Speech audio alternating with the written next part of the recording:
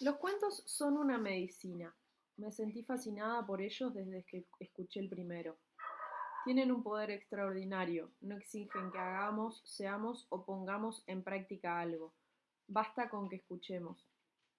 Los cuentos contienen los remedios para reparar o recuperar cualquier pulsión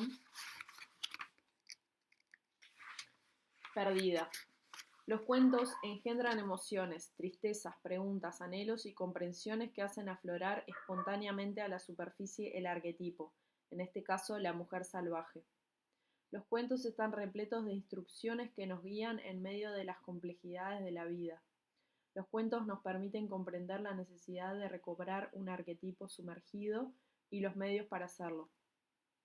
Los cuentos de las páginas siguientes son, de entre los centenares que he estudiado y con los que he trabajado a lo largo de varias décadas, lo que a mi juicio más claramente expresan los que a mi juicio más claramente expresan la riqueza del arquetipo de la mujer salvaje. A veces, varias capas culturales desdibujan los núcleos de los cuentos, por ejemplo, en el caso de los hermanos Grimm, entre otros recopiladores de cuentos de hadas de los últimos siglos. Hay poderosa sospecha de que sus confidentes, narradores de cuentos, de aquella época purificaron los relatos para no herir la susceptibilidad de los piadosos hermanos. A lo largo del tiempo se superpusieron a los viejos símbolos paganos otros de carácter cristiano, de tal forma que el viejo curandero de un cuento se convirtió en una perversa bruja. Un espíritu se transformó en un ángel, un velo de iniciación en un pañuelo o una niña llamada Bella, el nombre habitual de una criatura nacida durante el solsticio de verano. Se, reba y se rebautizó con el nombre Schmerzenreich, apenada.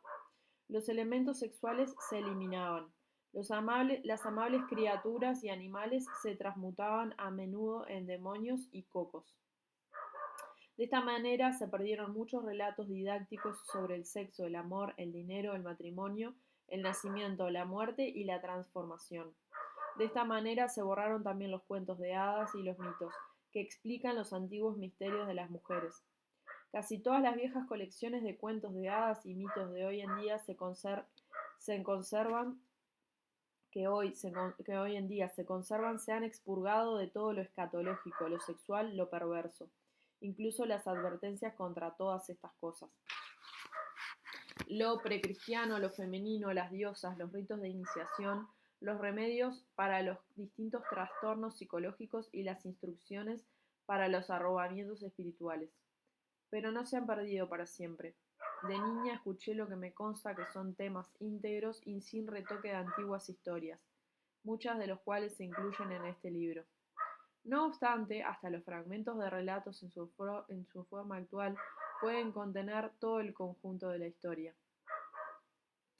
He rebuscado un poco en lo que denomino en broma la medicina forense y la paleomitología de los cuentos de hadas, por más que la reconstrucción sea esencialmente una tarea larga, complicada y contemplativa. En pro de la efectividad utilizo varias formas de exégesis, comparando los leitmotiv, considerando deducciones antropológicas e históricas y formas tanto nuevas como antiguas. Trato de reconstruir los relatos a partir de antiguas pautas arquetípicas aprendidas en mis estudios de psicología analítica y arquetípica. Una disciplina que preserva y estudia todos los temas y argumentos de los cuentos de hadas, las leyendas y los mitos para poder entender las vidas instintivas de los seres humanos. Para ello me resultan útiles los patrones subyacentes en los mundos imaginarios, las imágenes colectivas del inconsciente y las que aparecen en los sueños y en los estados de conciencia no ordinarios.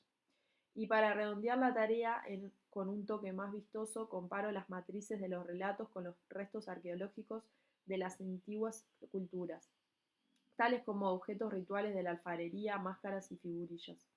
Con pocas palabras y utilizando una locución típica de los cuentos de hadas, me he pasado mucho tiempo osando las cenizas. Llevo unos 25 años estudiando las pautas arquetípicas y el doble de año estudiando los mitos, los cuentos de hadas y el folclore de mis culturas familiares. He adquirido un vasto cuerpo de conocimientos acerca de la osamenta de los relatos y sé cuándo falta algún hueso en una historia. A lo largo de los siglos, las conquistas de naciones por parte de otras naciones y las conversiones religiosas, tanto pacíficas como forzosas, han cubierto o alterado el núcleo original de los antiguos relatos. Esto es bastante común, ¿no? Cuando una cultura eh, conquista a otra, le va como poniendo una capa por encima de esa otra cultura. Recuerdo que cuando estuve en Atenas nos comentaban, ¿no? Todas las diferentes culturas que habían estado dominando, la griega, la romana, eh, bueno, toda la bizantina, bueno, un montón de culturas que habían pasado por allí y habían dejado sus capas tanto a nivel arqueológico, este, que se podía ver en los restos, ¿no? Se podían ver las distintas capas de forma muy, muy clara. Pero bueno, esto es algo como constante, ¿no? En la dominación de las diferentes culturas. Es muy interesante. Em, la otorromana también era otra de las capas que estaban de la cultura otorromana que estaban en Atenas. Pero bueno, pero hay una buena noticia. A pesar de las ruinas estructurales que se observan en las versiones existentes de los cuentos, existe una pauta muy definida que sigue brillando con fuerza.